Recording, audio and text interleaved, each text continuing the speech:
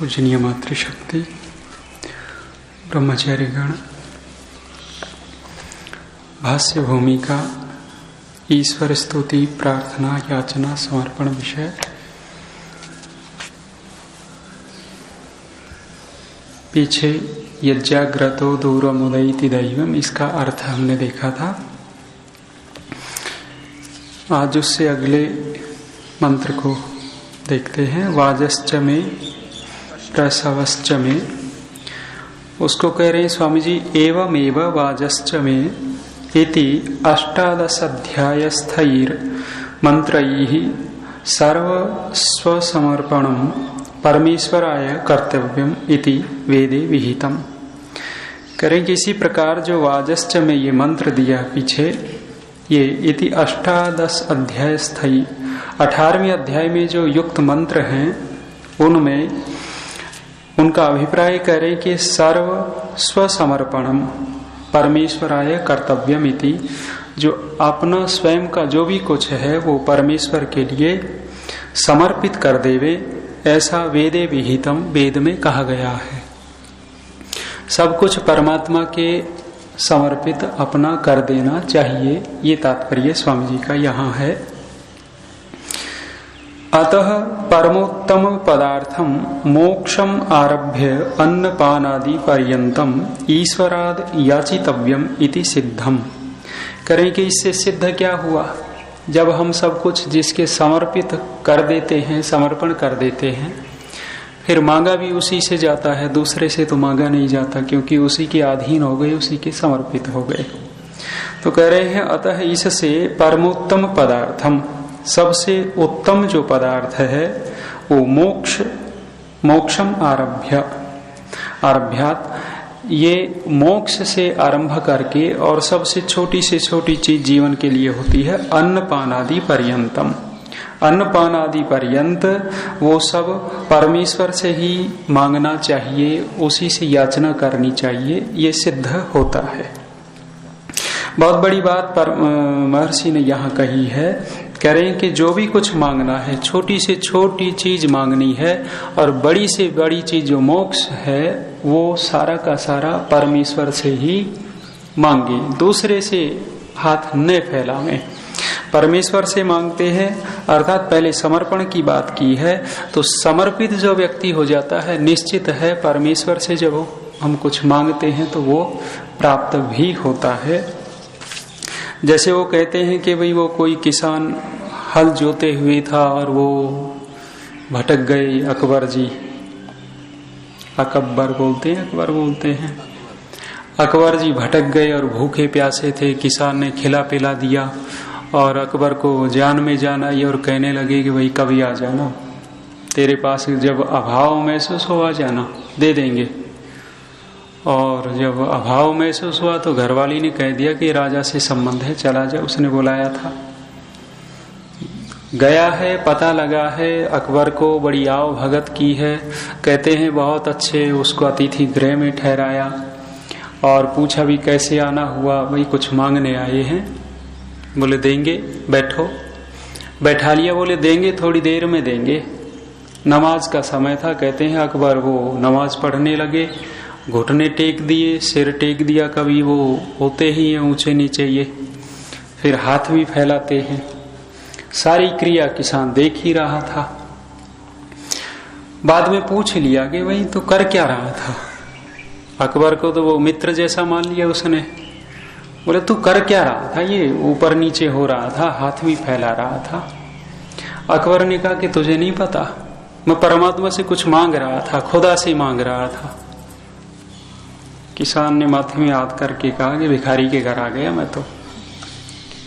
भाई तू भिखारी है, तू ही किसी से मांग रहा, तो भिखारी से तो मांगा जाता नहीं, तू जिससे मांग रहा हम भी उससे मांग लेंगे। माने छोटी से छोटी चीज मांगनी है तो किससे मांगनी है? ईश्वर से मांगे। स्वामी दयानंद का यहाँ अभिप्राय है। ऐसा नहीं कि हम तो बस भगवान से ही मांगेंगे, अब जाएंगे नहीं भोजनशाला में, यही आ जाएगा तखत के ऊपर, ये भी न मान लेना। जरूरत क्या है? पुस्तक पढ़ने की, भगवान दे देगा ज्ञान जितना भी बुद्धि में उतरेगा, वो भी अभिप्राय नहीं है। वहां पुरुषार्थ करना है। स्वामी दयानंद प्रार्थना किसको कह रहे हैं कि पूर्ण पुरुषार्थ के उपरांत जब हमें कुछ नहीं मिल रहा तो किसी समर्थ व्यक्ति अथवा परमेश्वर से मांगना, वो प्रार्थना कही है। आगे मंत्र दिया यजुर्वेद का बड़ा सा मंत्र है।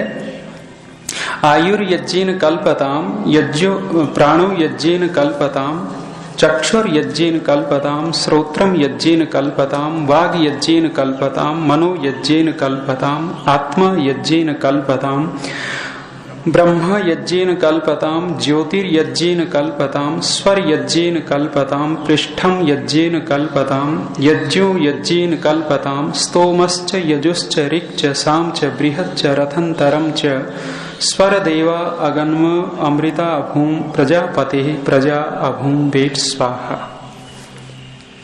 बड़ा मंत्र दिया है। और ये मंत्र स्वामी जी ने आर्याभिविनय में भी दिया है, द्वितीय प्रकाश में। तो यहां कह रहे हैं कि आयुर्यज्ञेन, कह रहे हैं कि यज्ञो वही विष्णु, यज्ञ जो है वो विष्णु है। और विष्णु को खोला, वेवेष्टि व्याप्नोति सर्वम जगत स विष्णु ईश्वर, अर्थात जो संपूर्ण जगत में व्याप्त हो रहा है, विस्तृत हो रहा है, उसको विष्णु कहते हैं। और वो परमेश्वर है, विष्णु ईश्वर है, वो ईश्वर है। हे मनुष्याः तेन यज्ञेन ईश्वर प्राप्ति अर्थम सर्वम स्वकीयम आयु कल्पताम इति। मनुष्यों को कह रहे हैं कि हे मनुष्याः, हे मनुष्यो, तेन यज्ञेन, उस यज्ञ के द्वारा, ईश्वर प्राप्ति अर्थम, ईश्वर की प्राप्ति के लिए, सर्वम स्वकीयम आयु कल्पताम इति, सारा सब कुछ अर्थात अपनी सारी आयु परमेश्वर के समर्पित कर देवे। यद अस्मदीयम आयु अस्ति तद ईश्वरेण कल्पताम परमेश्वराय समर्पितम भवतु। जो हमारी आयु है वो ईश्वर को समर्पित कर देवे, समर्पित हो जावे। बहुत बड़ी बात है। 1 घंटा नहीं व्यक्ति दे पाता दूसरे को। 1 घंटे के लिए यदि हम समय मांगते हैं तो उस 1 घंटे की भी कीमत बहुत लंबी चौड़ी मांगते हैं। बुलाओ आप आमिर खान को, यहां बुलाओ, दे देगा आपको 1 घंटा। कीमत होगी, कीमत देंगे तो दे देगा, जरूर आ जाएगा। माने 1 घंटे की भी कीमत कितनी बड़ी है। और कोई कोई व्यक्ति इतना महत्वपूर्ण होता है, उसकी 1 मिनट लेना भी बड़ा कठिन है। हमारे शायद जितना मुझे स्मरण है, जैसा पढ़ा, वो राजेंद्र बाबू गए हुए थे विदेश और आइंस्टीन से मिलना था, वैज्ञानिक से। जब उनसे मिलना था तो समय दे दिया था 12 बजे का अथवा 12:30 बजे का। समय देने के बाद ये राजेंद्र बाबू वहां पहुंचे। जब 12 अथवा 12:30 बज गए तो आइंस्टीन ने घड़ी देख ली, इंतजार किया कि मैंने समय दे रखा है, आ जाएंगे। और जैसे ही 30 सेकंड ऊपर हुए, आधा मिनट ऊपर हुई, जाकर के अपने टब बाथ, वो स्नान का जो क्या बोलेंगे उसको, खेल बोलेंगे, टब में स्नान करने के लिए वह जाकर के लेट गए और चिंतन करने लग गए। राजेंद्र बाबू अपने भारतीय समय के अनुसार पहुंचे, 5 मिनट लेट, देर से पहुंचे। देर से जब पहुंचे तो पता लगा, पत्नी ने कहा कि वो तो अपने स्नान गृह में जा चुके हैं और अपने विचार में मग्न है, चिंतन कर रहे हैं। पता लगा कि एक व्यक्ति की 1 मिनट क्या आधी मिनट की भी कीमत कितनी बड़ी है, कि इतने बड़े आदमी जो हमारे राष्ट्र का राष्ट्रपति हो, उसको भी समय नहीं दे रहे हम। समय की कीमत बहुत है। और यहाँ कह रहे हैं कि 1 घंटा नहीं, 2 घंटा नहीं, 1 दिन नहीं, 2 दिन नहीं, महीना नहीं, वर्ष नहीं, 10 वर्ष नहीं, पूरा ही जीवन किसके अर्पित कर देवे? यहाँ परमेश्वर के अर्पित करने की बात कह रहे हैं। बहुत बड़ी बात है। अभी वो संदेश आया मोबाइल के ऊपर संदेश आया, अन्ना जी की टीम ने भेजा। कोई इंदौर का या उज्जैन का है, उज्जैन वाले ने ये लिखा है कि मैंने अपने लड़के को देश के समर्पित कर दिया। और समर्पित कितना कर दिया? 25 वर्ष का वो लड़का है, लिखा है उसमें। अब अन्ना जी का जो अनशन होगा यहाँ दिल्ली में, उस अनशन में जितने दिन वो बैठेगा इतना भेंट कर दिया उस लड़के को। 2 दिन, 4 दिन, 10 दिन, जितना भी वो भूखा मर सकता है, जब तक नहीं मरेगा तब तक का जीवन भेंट कर दिया। वो कह रहा है कि मैंने देश के लिए दे दिया अपना बेटा। कितना दिया? 10 दिन, 20 दिन दे दिए होंगे। और मरने देंगे नहीं। सरकार है, और भी हैं, साथी भी हैं, मरने नहीं देंगे। तो इतना जो जीवन दिया उसका प्रचार कितना हो रहा, कितने मोबाइलों के ऊपर ये संदेश गया होगा, उसकी कीमत चाहता है व्यक्ति। लेकिन यह कह रहे हैं कि परमात्मा के समर्पित पूरी आयु कर दो और कोई कीमत न मांगो। कीमत तो परमात्मा अपने आप देगा ही, कीमत नहीं रोकता। बहुत बड़ी बात पूज्य आचार्य जी करते रहे हैं कि जब हम परमेश्वर के अधीन होकर के, समर्पित होकर के कुछ करते हैं और जब हमारा कुछ हानि होती है तो वो क्षतिपूर्ति परमात्मा निश्चित है करता ही है। हमारी हानि होती ही नहीं। हमने समय परमात्मा को दिया है तो ये सोचे कि हमारे समय की हानि हो गई, समय की हानि है ही नहीं। वो परमात्मा बहुत कुछ देगा आयु देने से। तो कह रहे हैं कि सारी आयु परमेश्वर के समर्पित कर देवे। एवं इसी प्रकार और खोल रहे हैं, प्राण चक्षु श्रोत्रम वाक् वाणी मनः मननम ज्ञानम आत्मा जीव ब्रह्म चतुर्वेद ज्ञाता यज्ञानुष्ठान कर्ता ज्योति सूर्य प्रकाश धर्म न्याय स्व सुखम पृष्ठम भूम्य आदि अधिकरणम यज्ञों अश्वमेधादि शिल्प क्रियामयो वा स्तोम स्तुति समूह यजुः यजुर्वेदाध्ययनम ऋग्वेदाध्ययनम सामवेदाध्ययनम चकारात अथर्ववेद वेदाध्ययनम च बृहच्च रथंतरम च महत् क्रिया सिद्धि फल भोग शिल्प विद्या जन्यम वस्तु च अस्मदीयम एतत् सर्वं परमेश्वराय समर्पितः तु येन वयम कृतज्ञः स्याम। ये समर्पित होने से, करने से क्या होगा? अंत में स्वामी जी ने लिख दिया, ये न जिससे वयम हम कृतज्ञ श्याम, जिससे हम कृतज्ञ हो गए। ये कृतज्ञ होना बहुत बड़ी बात है। वो चाणक्य जी क्या लिखते हैं या किसी और ने लिखा है, विद्या पढ़ने के बाद शिष्य गुरु को कोई मतलब नहीं, कोई लेना देना नहीं। पंख निकल जाने के बाद पक्षियों को घोंसले से अथवा अपने वो माता पिता से कोई लेना देना नहीं। और रोग ठीक हो जावे, रोगी को वैद्य से कोई लेना देना नहीं। कई सारी बातें वो कह रहे हैं। यहां क्या कह रहे हैं कि जिससे हम कृतज्ञ हो गए, जिससे भी हमने कुछ उपकार लिया है, जिससे भी सहायता ली है, उसके कृतज्ञ अवश्य होना चाहिए। यदि व्यक्ति कृतज्ञ नहीं होता तो क्या हो जाता है? कृतघ्न होता है। और ये कृतघ्न का बहुत बड़ा पाप लिख रहे हैं। महर्षि वाल्मीकि क्या लिखते हैं रामायण में, करें कि सब पापों का, दूसरे दोषों का प्रायश्चित है, लेकिन कृतघ्न जो हो जाता है उसका प्रायश्चित नहीं है, प्रायश्चित नहीं कर सकते। तो यहाँ हम, परमेश्वर ने इतना सब कुछ दिया है तो हम यदि उसके समर्पित सब कुछ कर देंगे तो कृतज्ञ होंगे। कह रहे हैं प्राण हम उसके समर्पित कर देवे, चक्षु समर्पित कर देवे, श्रोत्र कान समर्पित कर देवे, वाक वाणी समर्पित कर देवे, मन जो ज्ञान का केंद्र है अथवा ज्ञान है उसको समर्पित कर देवे, जीव आत्मा जो हमारा आत्मा उसको समर्पित कर देवे, ब्रह्मा को खोला, चतुर्वेद ज्ञाता यज्ञ अनुष्ठान करता जो चारों वेदों का जानने वाला है, यज्ञ करने वाला उसको समर्पित कर देवे, ज्योति सूर्य प्रकाश आदि को समर्पित कर देवे, धर्म न्याय आदि को समर्पित कर देवे, स्व सुख को भी समर्पित कर देवे, और भूम्यादि अधिकरण जो पृष्ठ है, भूमि है हमारे पास, जो घर बार है, वो सब कुछ समर्पित कर देवे। अवश्यमेव अश्वमेधादि शिल्प क्रियामयोवा, जो अश्वमेध आदि यज्ञ हैं अथवा शिल्प क्रिया आदि जो है उनको समर्पित कर देवे। स्तुति स्मोह, जो स्तुतियों का स्मोह है, स्तोम है, उसको यजु वेदाध्ययन, यजुर्वेद का अध्ययन किया है उसको समर्पित कर देवे, ऋग्वेद का अध्ययन किया वो समर्पित कर दे। माने सारा सब कुछ परमेश्वर के समर्पित करने की बात कह रहे हैं। आगे देखते हैं। एवं कृते परम कारुणिकः परमेश्वरः सर्वोत्तमं सुखमयः अस्मभ्यं दद्यात्।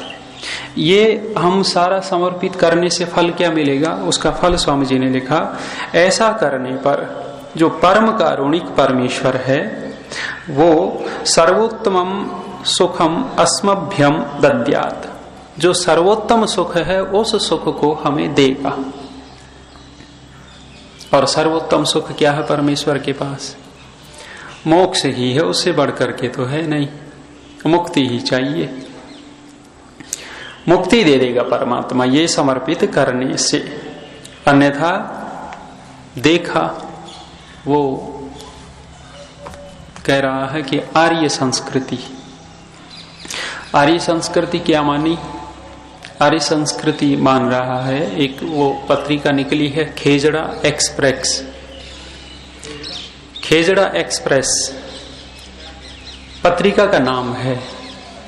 उसमें उन्होंने आर्य समाज के विषय में कुछ लिखा है, कुछ लिखा माने कुछ भ्रांतियां हैं उनको विरोध किया है। वहां वो कह रहा है कि जो सनातन संस्कृति है, आर्य संस्कृति, वो आर्य संस्कृति को बड़ा मानने वाला है। उनसे बात भी हुई, मैंने दूरभाष किया, तो आर्य संस्कृति की बात करता है वो, और आर्य संस्कृति को मानता कितना है वो लिखते हैं कि जब मैं आर्य संस्कृति की बात करता हूं तो लोग ये कहते हैं कि आर्य समाजी हो, और जब कोई ये कहता है उनको कि आर्य समाजी हो तो उनको बड़ी चिड़न होती है, बड़ा गुस्सा होता है कि मुझे आर्य समाजी क्यों कहते हो। वो इसलिए चिड़न होती है क्योंकि उन्होंने आर्य संस्कृति माना मात्र देवी देवताओं की पूजा करना, मूर्ति पूजा तक वो आर्य संस्कृति को सीमित किए हुए हैं।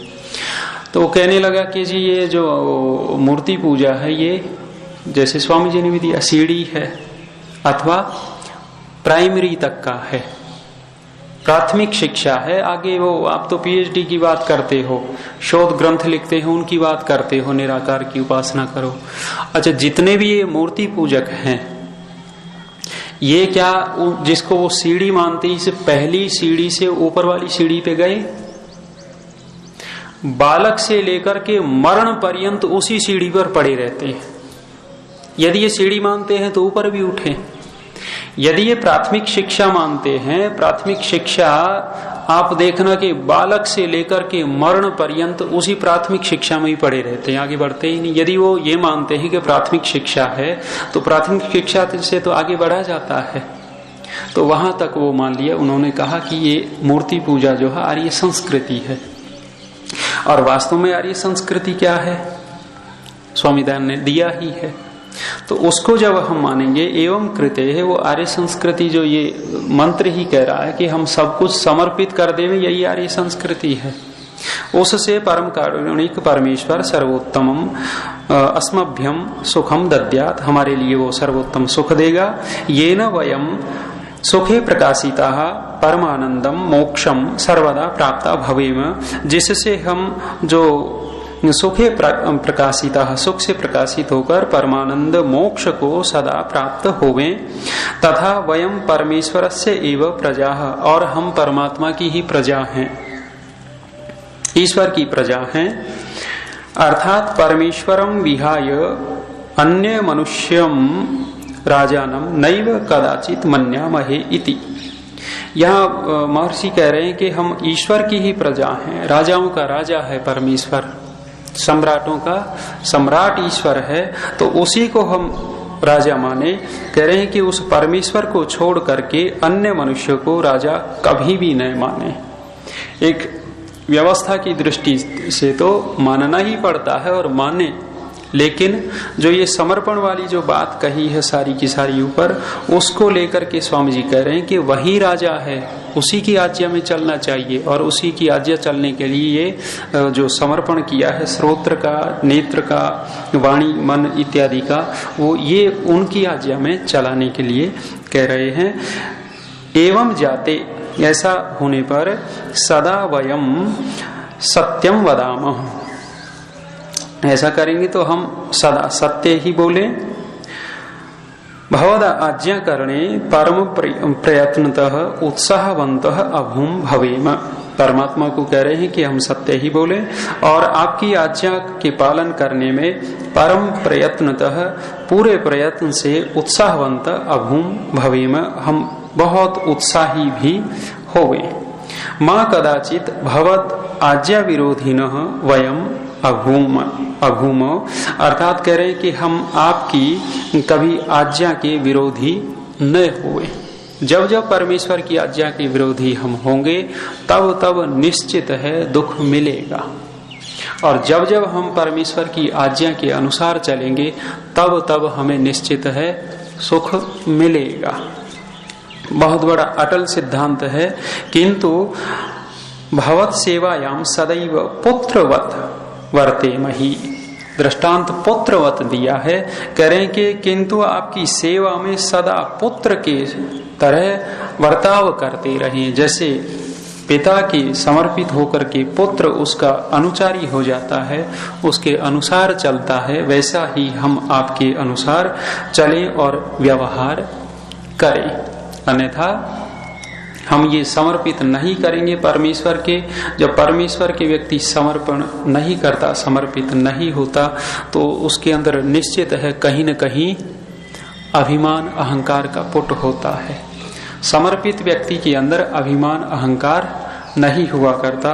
और जब तक ये वो कह रहे हैं कि हमारे विद्वान लोग ये अंतिम किला है, दूसरी जो चीजें हैं ईर्ष्या है, द्वेष है, लोभ है, क्रोध है और जो है वो है उनको ढहा देता है, ढाता ढाता पहुंचता है। लेकिन अंतिम सबसे जो मजबूत किला है वो अहम का है, अहंकार का है। वहां जाकर के व्यक्ति अटक जाता है। और जिस दिन हम समर्पित हो जाते हैं, समर्पण से ही ये किला ढह सकता है और कोई तरीका नहीं है इस किले को ढहाने का। समर्पित होंगे तो हमारा अहंकार चूर चूर होगा, अहंकार चूर हुआ तो परमेश्वर की शरण में होंगे, मोक्ष मिलेगा, आनंद में रहेंगे। इतना। ओम द्यौः शान्तिरन्तरिक्षं शान्तिः पृथिवी शान्तिरापः शान्तिरोषधयः वनस्पतयः शान्तिर्विश्वे देवा शान्ति ब्रह्म शान्तिः सर्वं शान्तिः शान्तिरेव शान्तिः शान्तिरेधि। ओम शान्तिः शान्तिः शान्तिः। सब